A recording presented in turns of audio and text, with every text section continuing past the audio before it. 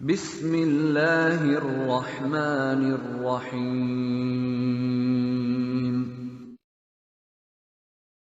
ایمان والے کے لیے جو اصل کام ہوتا ہے دین میں، ایمان میں، دینی زندگی میں، وہ سلوک کا ہی ہوتا ہے۔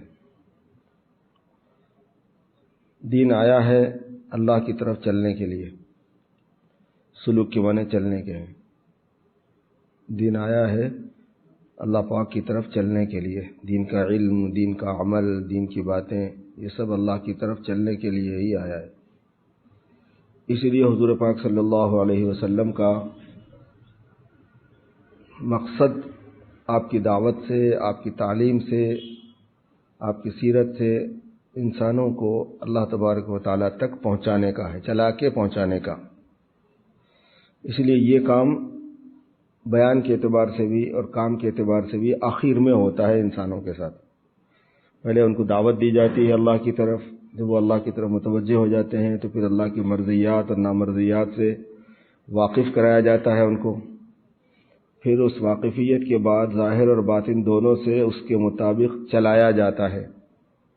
چلتے چلتے چلتے چلتے پھر اللہ تبارک و تعالیٰ کا قرب اور اللہ پاک کی رضا والی کیفیات اور اثرات اس پر ظاہر ہوتے ہیں۔ تو پھر اس چلنے میں جب اس پر استقامت اور استحکام نصیب ہوتا ہے تو اس کو وصول سے تعبیر کرتے ہیں۔ تو مقصد اصلی یہی ہے، وحی نازل ہونے کا مقصد یہی ہوتا ہے، قرآن پاک کے نزول کا مقصد یہی ہے، احادیث مبارکہ کا مقصد یہی ہے۔ اسی لیے حضور پاک صلی اللہ علیہ وسلم کا جو وظیفہ منصبی، جو آپ کی ذمہ داری قرآن پاک میں بیان کی گئی، وہ اللہ کی نازل شدہ آیتوں کی تلاوت کرنا، پھر اس کے بعد اللہ پاک کی نازل کردہ باتوں کی تعلیم کرنا، یتلو علیہم آیاتی ویعلمہم الکتاب والحکمہ ویزکیہم، پھر اس کے بعد تزکیہ کرنا۔ تو اس لیے ہر مسلمان کو اس کی کوشش کرنی ہوتی ہے کہ وہ دین کا علم سیکھے اور دین پر عمل کرے، اور عمل کرتے کرتے حق تعالی شانہ سے تعلق جوڑ لے۔ اس عمل کرنے میں، جاننے اور عمل کرنے کا جو پروسیس ہے، اس کو صراط مستقیم کہتے ہیں۔ اہدنا الصراط المستقیم میں جس کا بیان ہے، صحیح راستہ ملے گا تو چلے گا بندہ، صحیح راستہ نہیں ملے گا تو نہیں چلے گا۔ اور آیت مبارکہ میں صحیح راستہ صرف ملنے کی تعلیم نہیں ہوتی، صحیح راستے پہ چلانے کی بھی درخواست ہوتی ہے۔ اس لیے اہدنا کا مطلب ہوتا ہے چلا دیجئے ہم کو سیدھے راستے پر۔ تو راستہ دکھا بھی دیجئے سیدھا اور چلا بھی دیجئے، کیونکہ راستہ دکھانا بھی ہدایت دینا ہے۔ اس لیے ہر نبی ہادی ہوتے ہیں، انک لتہدی الی صراط مستقیم، آپ ہدایت دیتے ہیں لوگوں کو سیدھے راستے کی۔ لیکن صحیح راستے پہ پہنچانا، اس کو بھی ہدایت کہتے ہیں۔ اور صحیح راستے پہ پہنچانے کا معاملہ صرف اللہ کے ہاتھ میں، انک لا تہدی من احببت۔ تو ایک جگہ حضور پاک صلی اللہ علیہ وسلم کو ہادی فرمایا گیا، ایک جگہ یہ فرمایا گیا کہ نہیں یہ کام آپ کا نہیں ہے۔ تو جہاں ہادی فرمایا گیا وہ راستہ بتانے کا ہے، جہاں ہادی پہنچانے کے معنی میں ہے وہ اللہ پاک کا کام ہے۔ تو سلوک اصل اس کو کہتے ہیں کہ اللہ تبارک و تعالیٰ کی طرف چلنا، اور یہ چلنا فزیکلی نہیں ہوتا، جسمانی چلنے کے معنی میں نہیں ہے، یہ عقیدوں کا چلنا ہوتا ہے، یہ فکر کا چلنا ہوتا ہے، یہ عمل کا چلنا ہوتا ہے، یہ صفات کا چلنا ہوتا ہے۔ آدمی سے متعلق جو بھی چیز ہے وہ چلنے میں شمار ہوتی ہے۔ اسی وجہ سے آدمی یا غلط راستے پہ چل رہا ہوتا ہے یا صحیح راستے پہ چل رہا ہوتا ہے، حالانکہ کچھ بھی وہ کر رہا ہے۔ ہر حرکت اس کی اور ہر سکون اس کا وہ چلاؤ میں شامل ہے، ہر دیکھنا اس کا چلاؤ میں شامل ہے۔ ایک آدمی غلط چیز دیکھ رہا ہے تو یہی بولیں گے کہ غلط راستے پہ چل رہا ہے، یہ بھی نہیں بولتے غلط راستے کو دیکھ رہا ہے، نہیں، غلط راستے پہ چل رہا ہے، چونکہ دیکھنا ایک چلنا ہے، دیکھنے کے ذریعے سے چل رہا ہے۔ غلط بات کوئی سن رہا ہے تو بولیں گے یہ غلط راستے پہ پڑ گیا، کیوں؟ سننا ایک چلنا ہے، سننے کے ذریعے سے چل رہا ہے۔ صحیح بات سن رہا ہے تو سیدھے راستے پہ چل رہا ہے، یعنی صحیح بات سننے کے ذریعے سے چل رہا ہے۔ صحیح بات بولنے کے ذریعے سے، صحیح بات سننے کے ذریعے سے، صحیح بات دیکھنے کے ذریعے سے، صحیح بات کرنے کے ذریعے سے، ہاتھوں کا عمل ہے، پیروں کا عمل ہے، دل کا عمل ہے، دماغ کا عمل ہے، سوچ کا عمل ہے، عقیدے کا عمل ہے، فکر کا عمل ہے، سب میں ہوتا ہے چلنا، یہ اسی کو سلوک کہتے ہیں۔ کیونکہ یہ تزکیے والا جو عمل ہوتا ہے یہ اللہ والوں کے ذریعے سے اللہ تبارک و تعالیٰ لیتے ہیں، تو اس لیے آدمی کسی سے بیعت ہوتا ہے اور اس کو اپنا مرشد اور مشیر بناتا ہے، تو پھر اس کی ہدایات کی روشنی میں اسے تعلیمات لیتے ہوئے، اسے نگرانی اپنی کراتے ہوئے، چونکہ نگرانی کرانا جو ہے نا یہ بہت ضروری ہوتا ہے، ایمان کی نگرانی کرانا، اعمال کی نگرانی کرانا۔ جس آدمی کو نگرانی کروانے کا فن آ گیا، یعنی سلیقہ آ گیا، وہ آدمی منزل تک پہنچ جاتا ہے۔ ہم لوگ نگرانی کرواتے نہیں اپنی، اور یہاں اسی بات کی ترغیب دی جاتی ہے کہ بھئی اپنے ایمان کی نگرانی کرانا، ایمانیات کی نگرانی ہوتی ہے، اور اپنے اعمال کی نگرانی کرانا۔ دین ایسی چیز نہیں ہے کہ آپ جان کے اس پر عمل کر لیں گے تو ہو جائے گا کام، ایسا اس میں نگرانی ہونا پڑتا ہے، کیونکہ جب کسی بات کو آپ جان کر عمل کرتے ہیں تو اتنے پہ کام ہو نہیں جاتا، اس میں بے شمار رکاوٹیں اور ہوتی ہیں، پھر کر رہا ہوتا ہے بندہ، نہیں بھی کر رہا ہوتا ہے، صحیح راستے پہ چلتا ہوا نظر آتا ہے، صحیح راستے پہ نہیں بھی چل رہا ہوتا ہے۔ نگرانی میں اس کا پتہ چلتا ہے کہ وہ صحیح رخ پہ ہے یا نہیں ہے۔ ہر زمانے میں ہر آدمی کو ضرورت پڑتی ہے، حتیٰ کہ حضرت تھانوی رحمۃ اللہ علیہ اتنے بڑے شیخ، اتنے بڑے محدث، اتنے بڑے فقیہ، اتنے بڑے صوفی، آخر وقت تک نگرانی کرواتے رہے، حتیٰ کہ حضرت حاجی صاحب رحمۃ اللہ علیہ کے وصال کے بعد حضرت مولانا رشید احمد صاحب گنگوہی رحمۃ اللہ علیہ سے اپنی نگرانی کرواتے رہے، اور یہ فرمایا کہ میں ان کو اپنا مرشد سمجھتا ہوں، مرشد کی جگہ پر ہے میرے۔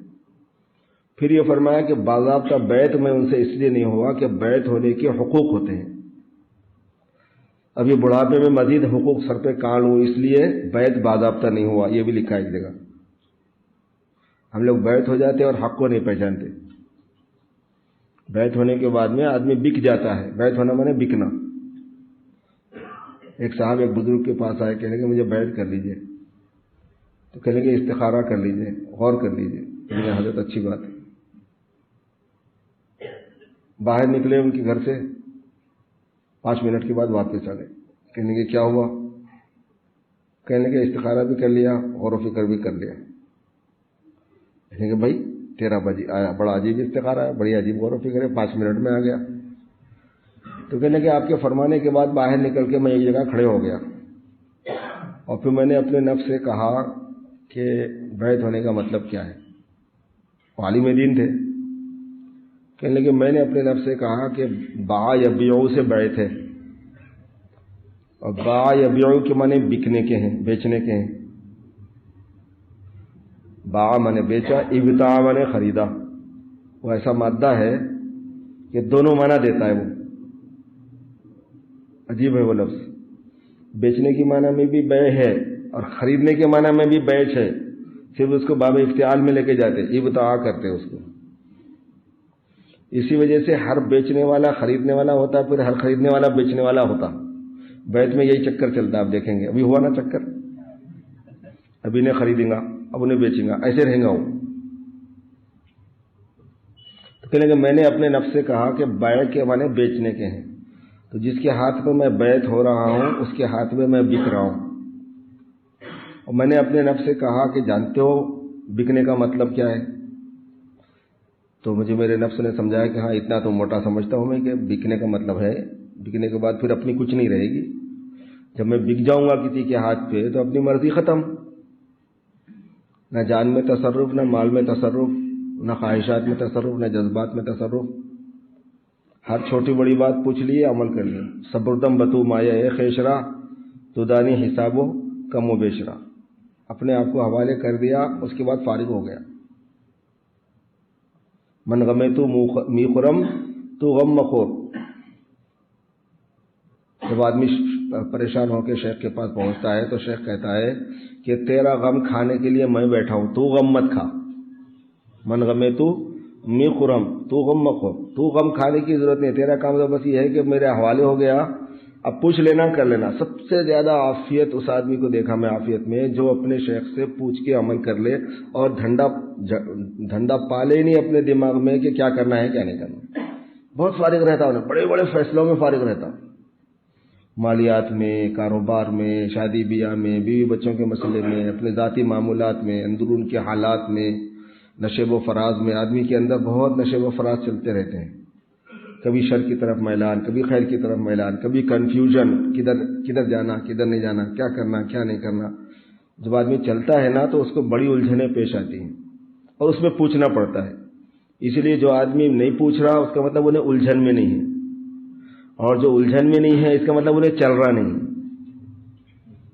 پوچھتے ہی نہیں۔ میت ہو گئے 6 مہینے ہو گئے، 8 مہینے ہو گئے، سال بھر ہو گئے، ایک وقت بھی پوچھتے ہی نہیں کچھ، اس کا مطلب یہ کہ انہیں کچھ کر ہی نہیں رہا، بس ہو گیا بس۔ انہیں بول رہا کہ بھائی میں برکت کے لیے ہوا، اب آپ خود برکت کا تحفہ دیتے رہو میرے کو، ہر روز تھوڑے دنوں کو برکت بھیجتے رہو اور اس سے میرے سارے کام چلتے رہنا۔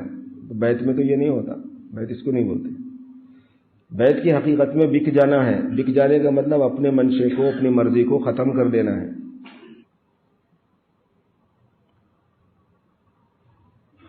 اسی وجہ سے جس سے بیعت ہوتے ہیں اس کے بڑے حقوق ہیں، اس کی جزیات میں نہیں جاؤں گا، آپ کو خود سمجھنا ہوتا ہے، پہچاننا ہوتا ہے۔ اور اس میں اتنی بات واضح ہے کہ بیعت ہونے والا آدمی تعلیم لیتا ہے، بیعت ہونے والا آدمی کام کرتا ہے، بیعت ہونے والا آدمی قربانی دیتا ہے۔ اب بیعت ہو گئے 12 تسبیحات کرو، بولے تو 12 تسبیح حضرت نہیں ہو رہے کیسا کروں؟ ارے تو بیعت ہوا ہے، کیا کرا؟ جس کو ہو جانو دل عزیز وہ اس گلی میں آئے کیوں؟ اگر آپ کو محنت نہیں کرنا ہے، قربانی نہیں دینا ہے، پتا نہیں مارنا ہے، تو پھر آپ نے اس راستے کو چنا ہی کیوں بھائی؟ سیدھے سادھے سمپل انداز میں رہو، مر جاؤ ویسے ہی۔ نہیں میرے کو ہونا بھی، ارے جب ہونا بھی تو پھر کر۔ تو مجھے چاہیے، مجھے یہ چیز چاہیے، اس کی طلب ہوتی ہے۔ اور طلب کی حقیقت یہ بتائی ایک مرتبہ حضرت مولانا وسیع اللہ خان صاحب رحمۃ اللہ علیہ نے کہ طلب کی حقیقت یہ ہے کہ مطلوب ملنے تک بے چینی رہے، ورنہ طلب نہیں ہے وہ۔ طلب کی حقیقت یہ ہے کہ مطلوب ملنے تک، جس چیز کی طلب ہے، اگر وہ ملنے سے پہلے آدمی کو تسلی ہو گئی ہے، اطمینان میں آ گیا ہے وہ، تو اس کو طلب ہی نہیں تھی، طلب کا دھوکہ تھا۔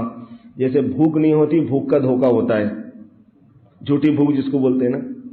ایسا لگ رہا تھا کہ میں کھاؤں گا، بولے دسترخوان بچھاؤ، یہ کرو وہ کرو، اور اس کے بعد بیٹھ کے دسترخوان پہ پھر اٹھ گئے، ایک نوالا لیے جیسا کرے ختم۔ ارے کیا ہوا؟ وہ نہیں کھانا دل نہیں بولا، کھانے نہیں کھائے نہیں کھایا۔ اس کا مطلب یہ ہے کہ وہ صادق بھوک نہیں تھی۔ سچی بھوک میں تو آدمی بے چین ہو جاتا ہے، سوکھے ٹکڑے بھی اس کو بریانی سے زیادہ عزیز ہوتے ہیں۔ ایک گاؤں والے نے ایک بزرگ، 2-3 بزرگوں کی دعوت کر دی، کہنے لگے زبردست کھانا کھلاؤں گا، آ جاؤ۔ لے کے چلے گیا، پہلے ہی کھانا نہیں کھائے تھے لوگ، وہاں جانے کے بعد بھوک لگ رہی، اب کھانا آتا، اب کھانا آتا، اب کھانا آتا، اب کھانا آتا۔ ارے بھائی کیا ہوا یار، رفتار نہیں بھی چاہتا تو کہہ لیں گے آتا ابھی راستے میں ہے، ہوش نہیں آیا ابھی۔ ایک صاحب جو ہے دعوت میں گئے، وہ بریانی کے چاولوں کو وہ کپڑے پہ ڈال کے ہوا کر رہے تھے، ڈالتے نا ذرا بریانی ثابت اچھی رہنا، بلکہ دانے ایک دوسرے میں نہیں ملنا، بلکہ اندر جا کے بیٹھے، کھانے نہیں آ رہا، تو ان سے رہا نہیں گیا۔ انہوں بولے ارے بھائی وہ چاولوں کو ہوش آیا نہیں آیا جب سے ان کو پنکھا کر رہے تھے۔ اب یہ کھانا بلا کھانے کے لیے لے کے گیا، اس کے بعد لا رہا ہی نہیں ان کو، کھانا کھلا رہے نہیں، لا رہا نہیں، بے چین ہو گئے لوگ، بے چین ہو گئے۔ تو اس کے بعد وہ باسی روٹی اس کے بعد رکھی ہوئی تھی، کہنے لگے حضرت کھانا آنے میں تھوڑا ٹائم لگ رہا، اگر آپ کو بہت ہی بے چینی ہو رہی تو یہ کھاؤ۔ وہ تینوں نے کہا کہ یار کھانے رکھ، اس کو جو تو لا رہا ہے پہلے یہ لا۔ وہ روٹی کھا لیے، پیٹ تینوں بھر لیے۔ بولے کھانا کہاں ہے؟ بولے یہی تھا، بولے میں کھلانا یہی چاہ رہا تھا، مگر یہی سچی بھوک کے اندر بریانی ہے، بولے سچی بھوک کا انتظار کر رہا تھا میں، آپ میں طلب صادق آ جائے تو پھر یہی مرغ مسلم ہے، پھر یہی بریانی ہے۔ اصل ذائقہ جو ہے اصل بھوک میں ہے، جتنی پکی بھوک ہوتی ہے اتنا۔ تو طلب کی حقیقت یہ ہے کہ مطلوب ملنے تک بے چینی رہنا.